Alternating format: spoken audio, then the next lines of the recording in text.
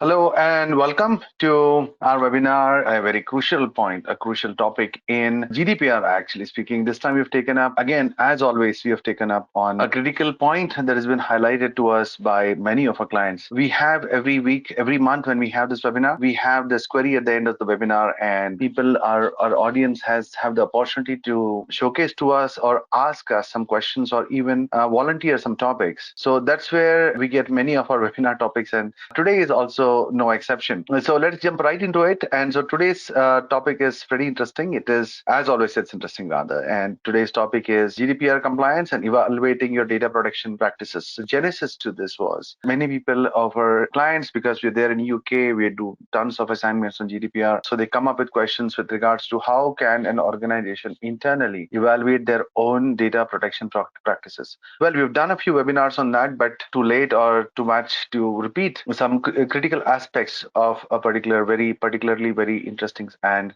important subjects. So here goes. All right. So the topics that will be covered, we are looking at introduction to GDPR. So again, do not expect this to be full and final coverage of all the topics in GDPR. We just have 45 minutes, all right? Exactly 45 minutes. And okay, a few minutes more here and there, but we cannot really get into the basics of GDPR. But if you want to, you look at the basics, go to our YouTube channel. It's the most subscribed channel on compliance areas, and you can go there. I'll put the link shortly. Yeah, there it is. So if you need to catch up on the basics of GDPR, you can go to our YouTube channel. You can go to the playlist of GDPR HIPAA, which is there, and then you can look up the topics, the basics of GDPR. There are so many potential compliance areas in GDPR that we have covered. You should go through it, and there is tons of. If you go head out to our website, vistainfosec.com, head out to the blog, and there are dozens and dozens of areas on compliance on GDPR, email marketing or patient rights or user rights, user consent that we have covered, Article 33, Article 35, so many areas. What can happen is that you can go through them. Also, they'll give you a lot of insight into the workings of GDPR. All right, so today's is just upon evaluating the data protection practices.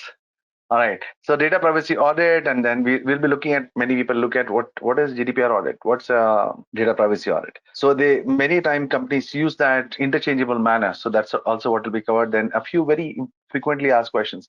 Now this is something that we have introduced new. Many a time we get queries from the clients with regards to compliance areas. So what we've done is that we made a list of a few of them, and we intend to highlight them to our dear participants on our webinars. So, and of course, then there's a conclusion after that. And as we go ahead, if you have any queries, to drop in your points. Okay, now, if you attend our GDPR webinar, you get one CPE point that you can use for CISA, CISSP, PCI, or whatever be the case, where you have to show continual professional excellence or improvement, as some refer to. Okay, anyway, but we don't issue any certificates. But in case somebody does write to us, which they do sometimes, our team checks the records whether you have attended a particular webinar in the full and not bailed out midway. If you have, then we respond in the positive. All right, so that's our YouTube channels. All the videos on all the subjects that you see and a lot more are free. We covered a lot of standards on Singapore, for Singapore, Middle East, and also they are also there in addition to the subjects that you've seen over here. As you go along, do type in your queries. If you, in case you're watching this on our YouTube channel, which is where we post the videos after a few weeks. In case you're doing that, then you can always leave the question in the comments. I check sometimes, my team checks, and we do respond to our queries. So keep the ball rolling, all right? And as we end, do drop in your suggestions for the next webinar. That's about me. I will not take a lot of time. I've been about like 30 years in the industry. Been a long time, long time. All right, so that's my company, Vista InfoSec, and I'm myself a PCI QSA. I'm a SSA, CISA, CSSP, many things. Looking at the audience, which is growing by the minute. Quite a few are our clients. So welcome everyone for gracing us with your presence. This is our presence across the world where we have been. We are there in Singapore, US, India, Middle East, UK. Yes, and of course, at the end of the webinar, there's a survey participation request. Do drop in your queries, positive, negative, whichever. Do drop it in. All right, jumping right into it. A brief summary of GDPR and essential GDPR terminology and the fundamental principles of GDPR. Will not take a lot of time before we jump into the compliance areas. All right. So summary of GDPR. This summarizes in brief your what we have seen happening on GDPR. So GDPR was introduced in May 2018. We've been there since February 2018. Before GDPR was launched, we had already started the compliance practice for a few companies, and it has been a good ride.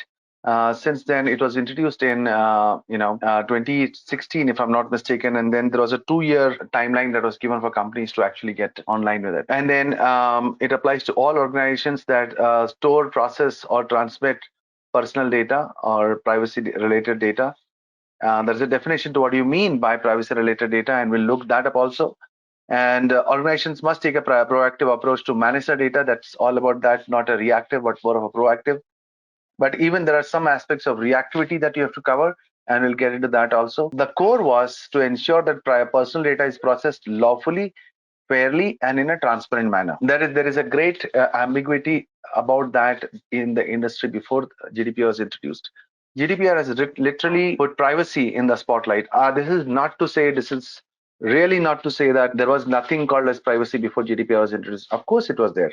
The Data Privacy Act and so many was there. HIPAA was there much before that, covering aspects of patient privacy and insurance privacy data. So of course, privacy, the world knew what was privacy before GDPR was introduced, but GDPR put privacy in the spotlight, and that really spawned a lot of other countries also to think up privacy laws. And then last but not the least is, of course, to implement appropriate technical and organizational measures. By organizational, I mean administrative control. So it's not just technical like having some firewalls or encryption and stuff. Of course, that's also required, but it also spoke about having the policies, procedures, and all in place. And then this is what we have seen, essential GDPR terminologies.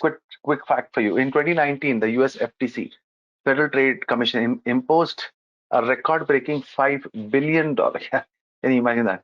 $5 billion. Most of the companies in the world don't even have that as a annual or even a lifetime turnover. So that is a penalty that they imposed on Facebook for a privacy-related issue. So privacy is something that companies and organizations and countries are really taking very, very seriously. And I don't want to get into this, but I keep repeating this in all my webinars. That is, there's a huge difference between privacy and confidentiality. Privacy needs confidentiality, but confidentiality doesn't necessarily imply privacy. Privacy includes a lot more than security and confidentiality. All right, we'll not get into that. I've covered parts of it in my previous webinars and write-ups. Do go through it. Then, of course, and okay, I cannot get into the basics. So, what is there's something called as personal data, which implies your personal information. It could be your IP address, it could be a blood type, it could be the medication that you're taking, your address, email address, phone number, home address. This is all privacy-related data. Your spouse's name, your mother's name, your date of birth, all these things, anything that's a part of you as a human being, that defines you as to your life, that, if I can use those very words, is what can be classified as privacy. And within that, there is something called as sensitive personal data. Sensitive personal data, again, would be within the realm of personal data. There is something which is considered as more secure, should be kept more secure, deserves more security and privacy. So there is something like your race, your sexual orientation. Those things are considered as sensitive personal data. And okay, then there's a concept of anonymous data and pseudonymous data. So I'll not get into too much of it. Anonymous data is where there is no. So for example, your X-ray. Okay, your X-ray doesn't have your name or any code or anything. So that is like an anonymous data. Or maybe just a prescription without your name on it can be considered as anonymous data. This is used basically by medical companies or all to identify that, okay, how many types of a particular medicine is sold from a particular store. That can be considered. So they collate all that information that, okay, 20 strips sold on this day, 50 strips of this sold on this day, 20 strips on this particular month, or stuff like that. So this might contain data from you and about you, but in no way can it help identify you. That is anonymous data. Under no circumstance. For example, if there is a big area in your city or in your neighborhood, in your like a 5-block radius, if it was identified that a particular, say, a tuberculosis medicine, 500 strips of some particular medicine is sold in a month. Unfortunately, God forbid, if you have tuberculosis and your number is a part of that number 100, there is no way, if the statistics goes to the tuberculosis medicine manufacturer, that 100 strips were sold in this month, can that pharmaceutical company trace it back to you? Because they just have those numbers. So that is considered anonymous data. Pseudonymous data is where it is possible if somebody has the key to unlock it. What I mean by that doesn't mean encryption. Many people feel Pseudonymous data means encryption. Well, that's not the case. Maybe there is something called as a patient number, right? So on an X-ray, your name is not there, but the patient number is there. With just that X-ray, nobody can identify that this X-ray belongs to you, right? Because that's just a patient number. Yes, but if somebody gets that database which contains a correlation between that patient number, that X-ray, that is pseudonymous data. So there is a way it can go back, but it's not really upfront for you. There is an additional hurdle where data needs to be reinterpreted to get to final identifying data. That is pseudonymous data. So data processing there is a data processing, or people who are doing the data processing, and a data controller. So always there is in all my webinars I've covered this differentiation: data processor, data controller.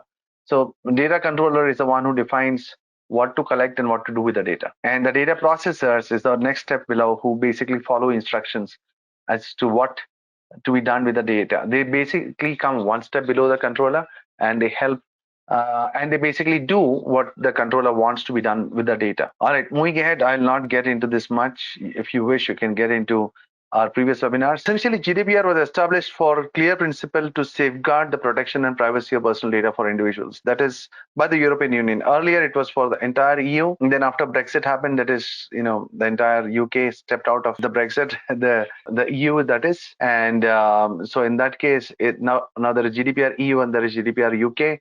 There are two separate standards now. There is minor differences, but there are some differences. All right.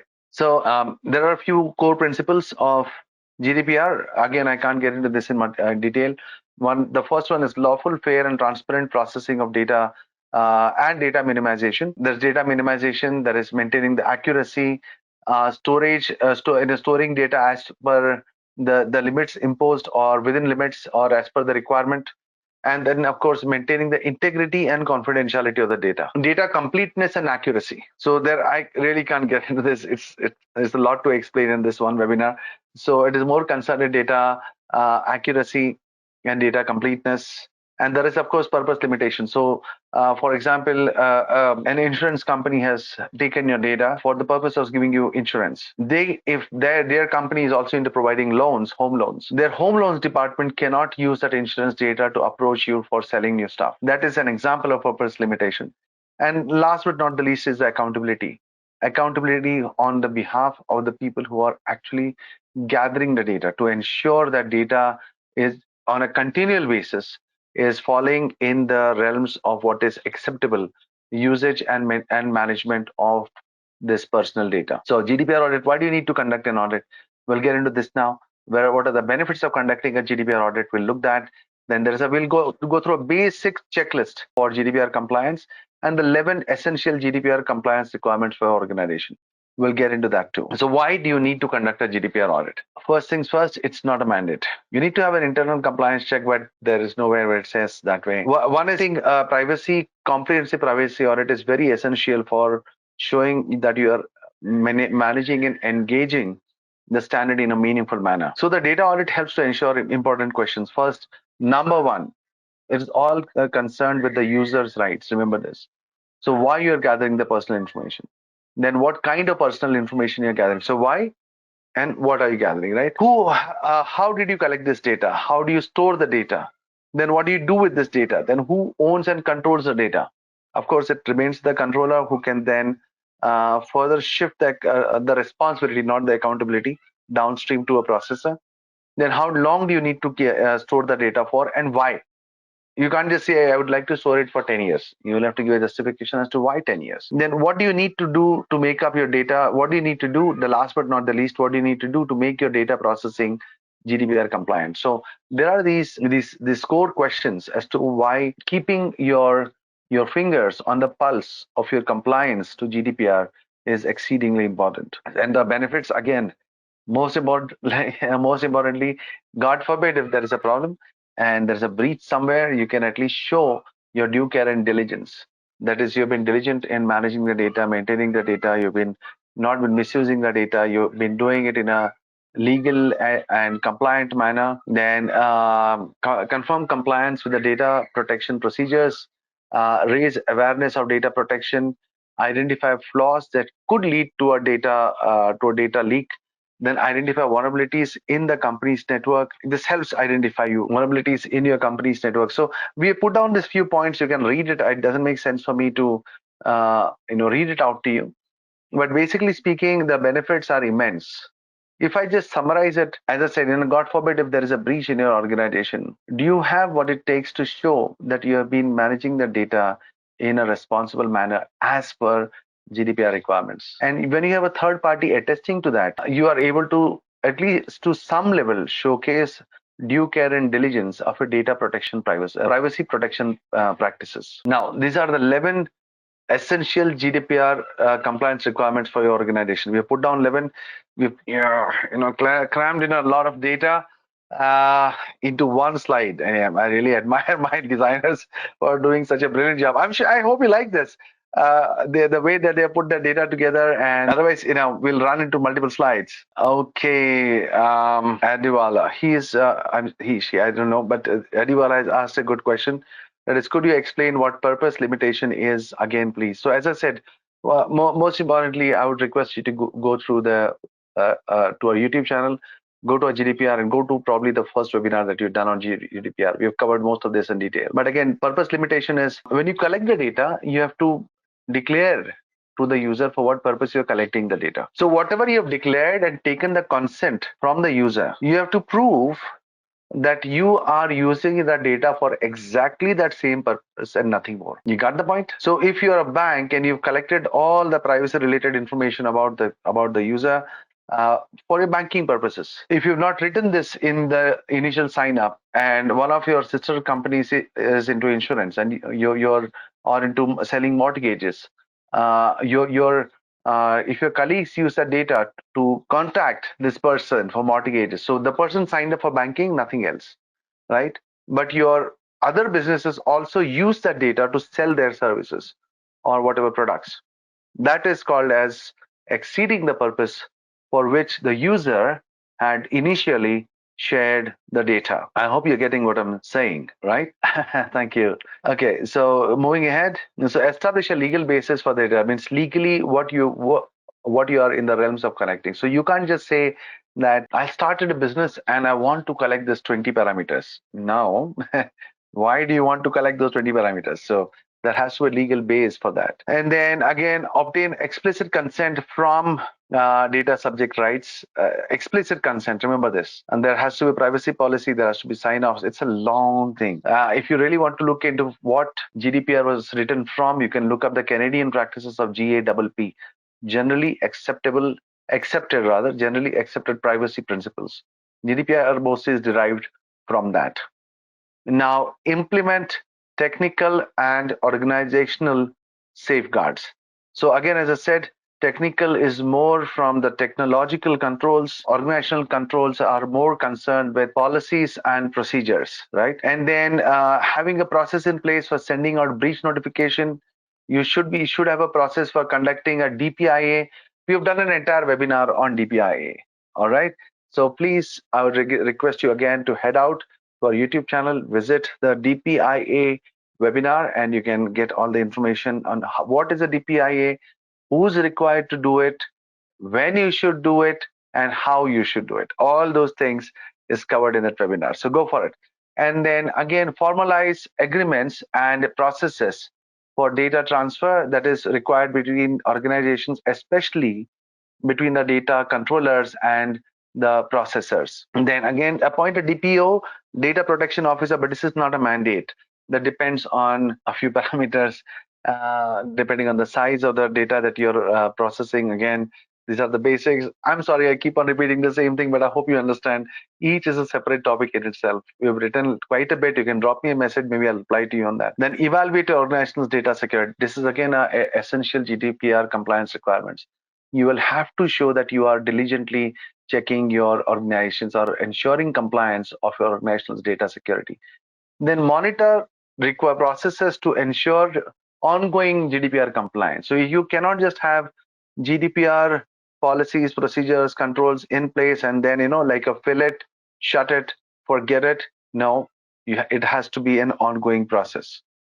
Then establish a staff training program on GDPR on an ongoing basis for new and old employees.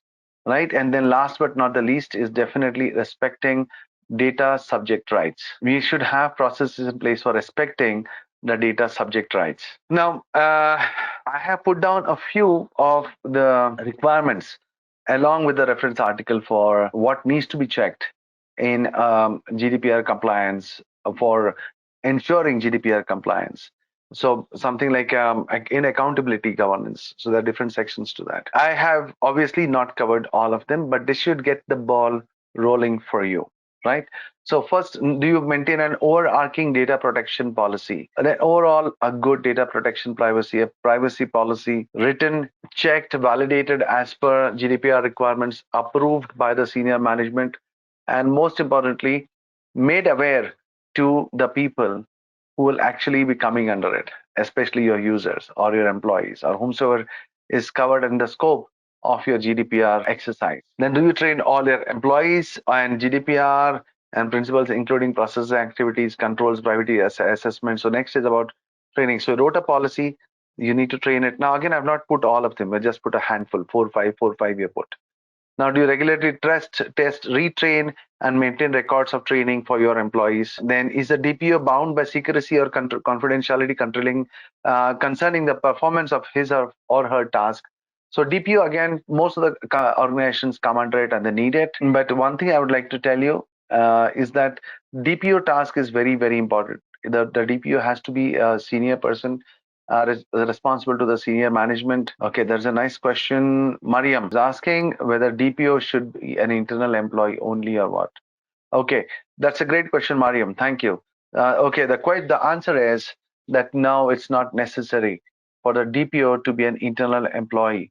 You can very well hire the services of an external employee of an external person for a limited duration of time. For example, if I might say this, we as a company do provide DPO services to many organizations where they are in the SME segment, obviously well-to-do companies, but doesn't make sense to pay the 150, $200,000 for a DPO, and the DPO doesn't have much to do, maybe a 1 or 2 day work in a week. What will the person do for the rest of the days? So they hire a DPO from somebody like us who will give them for 100 days in a year or 50 man days in a year, do like 1 day a week or something like that, or on a case-to-case basis, which is fully allowed as per the council, GDPR ICO's office. And of course, the DPO, the person, the background needs to be informed to the ICO's office. Do not forget that. Then the last point is that this is something, that's the reason I had this point put down. If the DPO has other responsibilities, has they been assessed to avoid conflict of interest? Many a time we have seen in companies where DPOs are appointed because that person has nothing else to do. Okay, our company needs a DPO. Look for somebody who's sitting idle, doesn't have much to do, appointed person for the DPO. That's really not the way to do it, guys. So, okay, Rakwina, I'm Pakwina. I hope I've pronounced your name correctly. Please forgive me if I've mispronounced it. But okay, the question is raised. Can you elaborate some example of what a DPO should not do? The DPO functions the task of overseeing the security and ensuring compliance to all the requirements. The DPO cannot be a part of the operational activities at all, because then it becomes like a maker checker issue. He's the checker. That person oversees how the data is processed. If there is any new amendments coming up from the ICO's office, that person should be aware. That person should be involved in the DPIA. That person should be involved in all internal audits, or in studying whether there has been any changes to the landscape of services provided by their organization, and whether they need to make any changes to the risk arena. So all those things are there. So there cannot be, in short, there should not be a maker checker issue.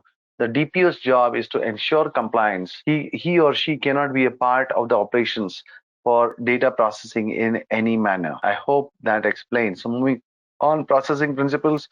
So do you maintain record management and data protection retention policies? GDPR has dozens and dozens of documentation to be done. So if you have a retention period, as I said earlier, also, have you defined and justified the period of retention? Now, is personal data processed in a lawful, fair, and transparent manner? Then is the personal data collected for specified, explicit, and legitimate purposes and not further processed in a manner incompatible with those purposes. So there is, my dear friend asked some time back, Adewala, whether could you explain what is a purpose, what purpose limitation is again? So this is the same thing. That is personal data collected for specified and explicit reasons and legitimate purposes and on further processed in a manner incompatible with what you have promised earlier. The next is the personal data relevant, limited? So what do you mean by relevant? It simply means that you have collected only data that is relevant for what you have promised that person for collecting the data. For example, you want to collect somebody's, now this is a very tacky question, but just as a thought, you are collecting like the name and address and phone number, right, of somebody for maybe you're standing in a fair with a coupon booklet and you're saying there's a lucky draw.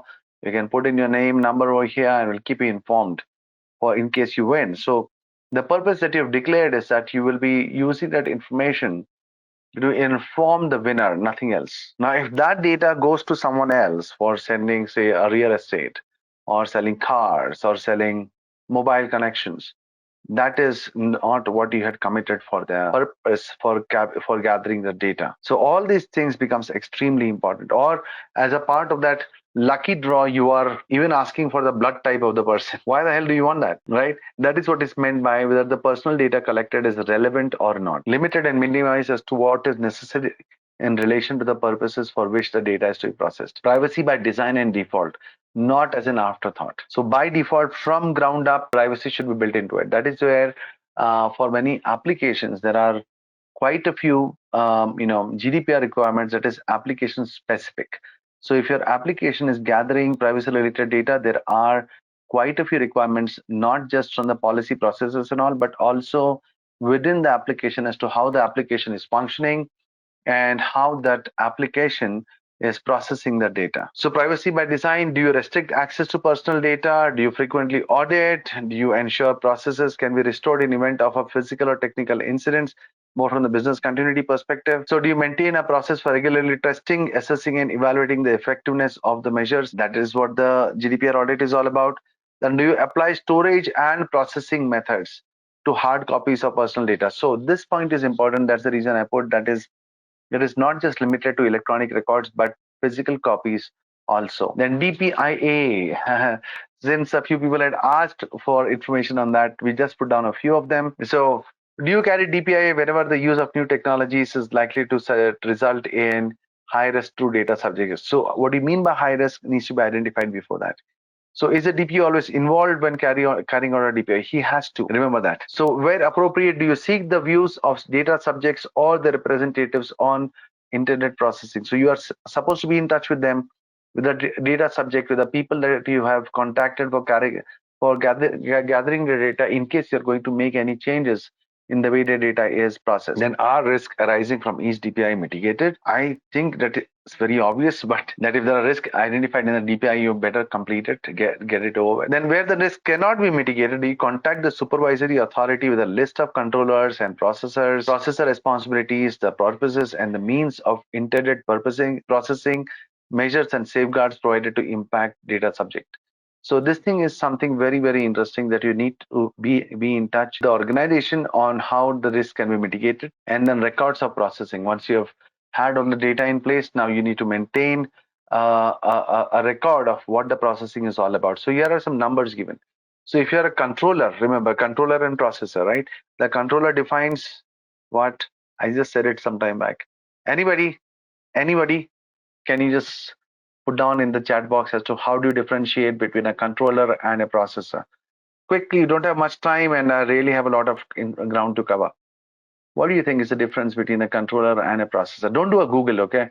I just said it like 5 minutes back. You can message me personally, that's okay. Nobody will know that you probably might have made a mistake. Don't worry, and it's really not a score to be kept, so don't worry. Come on, I'm reading. How do you differentiate between a controller and a processor? Anyone, come on, I need to see some answers. You can send privately, that's okay. Okay, a few of them got it right. A controller defines what can be collected and what can be done with that data. The entity that defines that, what is to be collected and why, that entity is the controller. So it's not that the one who's collecting the data is the controller, not necessary. I can be the controller where I want to maybe collect the name and address of all the people living in a 5 block radius. So I don't want to do it. I get ask somebody else to do it. I pay them some money, then go and collect. So you can see that that agency which is collecting the data is a controller. No, I told the agency what to collect. So I'm the controller, even though I'm not collecting the data. So that differentiation where people say that the one who collects the data is a controller is absolutely wrong. So it's given the listings. If you're a controller employing more than 250 people, then do you maintain the record of processing activities containing the name and contact details of the controller, DPO, purpose of processing. So there are the requirements from the controller and the processor if you're employing more than 250 people. And then next is, do you maintain records of processing activities are maintained in writing and available to the supervisory authority on request. Supervisory authority can be the DPO or even the ICO, right? And the next thing, the data subject right. This is where most companies fail, and then they get penalized in a very hard manner. Okay, where a data subject exercises the right to rights of accessing their own data, do you ensure that they are provided with all the items listed in Article 15? There are articles within GDPR is referring to that. Then do you maintain processes for rectifying inaccurate personal data? Then where the accuracy of personal data is contested, do you restrict processing to enable verification of accuracy? As I said earlier, that is completeness and accuracy is one of the key cornerstones of GDPR. Do you ensure data subjects who have obtained restriction for processing are informed before the restrictions are lifted? So if the data subject has said that I don't want my data to be used for anything except my banking account with you, and then one day decide, oh, you started an insurance wing, let us contact all our banking clients. So you have lifted a restriction. You can't do it without the consent of the data subject. So where data subjects objects to having the rights data are processed for direct marketing, do you no longer process the data? That you have to showcase that and prove it.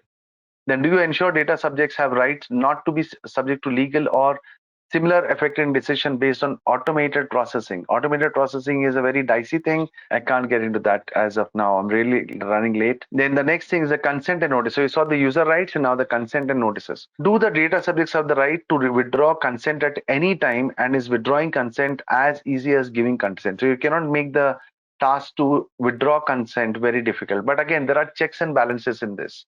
So there is something called as fair use, right? So you have your banking account or you have your mobile phone account with a particular provider, say Vodafone. So you can't write a mail to them and say under GDPR, I have my rights to have my data, removed from your servers as per GDPR requirements. So remove all my call records, but that is required by the law to keep it. Or it could be your loan records, or it could be your health records, or it could be your loan records, or it could be a banking records, right? You can't write to those institutions and say that this is my data, erase it. You can do that probably with a Facebook or a WhatsApp and stuff, but not with all these public services. So there are checks and balances in this. You can't write to the police commissioner's office and say, I demand under GDPR to remove my criminal records expunged from your system. So you can't do that. So are privacy notices and policies provided to data subjects prior to further processing when they have not been previously communicated? So this is all about the subject, the user right. So as I'm sure that you are now seeing, in case you're not already aware, the difference between security and privacy. These things are not covered under security, right? These are covered under privacy. But as I said earlier, privacy needs security, but security doesn't necessarily imply privacy, right? So whatever you're seeing now is not really considered as a part of security, right? The CIA, confidentiality, integrity, and availability. Okay, now there is a breach management. This is a part of security, and it's also a part of privacy. So do you maintain breach incident and notification procedures? So then are the security measures for anonymization and pseudonymization, encryption, all those in place? Do you have an up-to-date data breach response plan? So there are restrictions. So within 72 hours, you have to inform. Within whatever the time duration, mandated by your ICO, you have to inform to the data subject rights and to the ICO's office.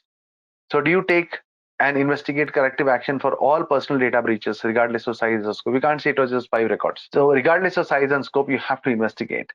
So for breaches likely to result in a risk to data subjects, you report the breach to the supervisory authority within 72 hours. If you don't, there is a penalty running into 2% or 10 million pound, $10 million to 4% or $40 million. So those are pounds, sorry. And so those are I'm sorry, that was euros. The penalties go up. So it's not something that can be taken lightly, and the penalties are phenomenal. And then for the processors, so for the controllers, there are some requirements. For the processors, there are some additional requirements. For the controllers also, there are some additional requirements. And there are, of course, common controls between the two controllers and the processors. So our control processors, do you maintain policies and procedures for contracting and conducting due diligence on processors or sub-processors? Means a processor can have their own sub-processor. This is a reference to that. Then do you only use processors to ensure data subject protection of data subject rights? And are all processors governed by contract? That is below a controller, the processor and the sub-processors. So again, do processors ensure data protection by design? So earlier, there was some thought processes that all these requirements are only for controllers. Then the clarification came through, and it is not just for the controller, it is also for the processors. So I really hope this makes sense to you. And then data transfers. Data transfers, there are some group of countries where it is, say, given as safe to for data. Many countries do not have, specifically, countries where they don't really have a very solid data protection laws in place, like India as on date. So the data transfer, when transferring or disclosing personal information, encrypt data and only send the necessary data. Secure data transfer. Then have you identified all international data flows and export mechanisms, because there could be some restrictions? Then do you regularly check the official journal of the European Unions for withdrawals and changes to data transfer authorization, in case somebody's been said you cannot be trading X data with Y country? So are appropriate data transfer safeguards provided by contractual clauses or provisions inserted into your administrative arrangements? What I mean by that, so let's assume you're sitting in, say, Germany, and you're working with, say, a country, say, Philippines or Indonesia or India. If there is a breach in any of these countries, you cannot sue them from Germany. So that is where all the onus is put on the controllers who are sitting in that country, in the European Union, to have very strong agreements with their counterparts outside of the country boundaries to ensure that there is due accountability. So how has it impacted? Look at this few things. 62% of individuals in the UK feel safer now with sharing the data. And then 31% believe their experience in online forms is much better. And then 25% says that their email experience from brands is more relevant because of this cross usage, what we had discussed earlier. The processing limitations, because of that, spam has gone down, technically speaking. Now look at a few things. Google LLC was fined dollars for 56.6 million in 2019. H&M fined so much millions, and this had actually come up in in BBC, that is. So this is something that gets very interesting. And then British Airways was fined, CaixaBank was fined. So there is a lot of incidents that is happening across the world. Now look at a few countries with the highest GDPR penalties. So Spain has been penalized the most with 304 fines totaling 33 million euros. So Luxembourg has paid the highest amount of fines at 746 millions. Czech Republic has the lowest number of fines at 25, at just 25 penalties. And as per sector, look at this. E-commerce has the maximum amount of fines by sector. And the lowest, of course, is real estate and accommodation and hospitality. This, again, the statistics has come from, the GDPR counts. One sec. Yeah, GDPR statistics with persona.com. Now, in data privacy audit, we spoke about GDPR audit and now data privacy audit. So key areas covered under key areas GDPR covers in data protection, then are GDPR compliance audits and data privacy audits the same. These are the points we'll be covering. And then the key differences. Don't worry, I'll not take a lot of time, just 5 minutes more and we are done, because there is not much of a difference. So again, key areas GDPR covers in data protection. We have seen all these things: purpose limitation, data minimization, store limitation, confidentiality, integrity, accountability, lawfulness, is covered under GDPR audit. And then again, are they the same? It's not really the same, because I can have, so the data privacy audit, in short, if I can make this on a short thing, data privacy audit is a general term. It's as general as saying that we need to do an information security audit. It begs the question, against what standard, right? So when you say data privacy audit, it begs the question, against what standard? So a data privacy audit against, say, GDPR, or against a HIPAA, or against a CCPA. That's how the things map. So key differences, there is no significant difference between the two, because a GDPR audit can be called as a data privacy audit. So that's what it covers in short. So you can conduct a data privacy audit using any of the data privacy practices such as GDPR, CCPA, CPRA, or HIPAA. Now a few FAQs. I really hope you enjoyed this part.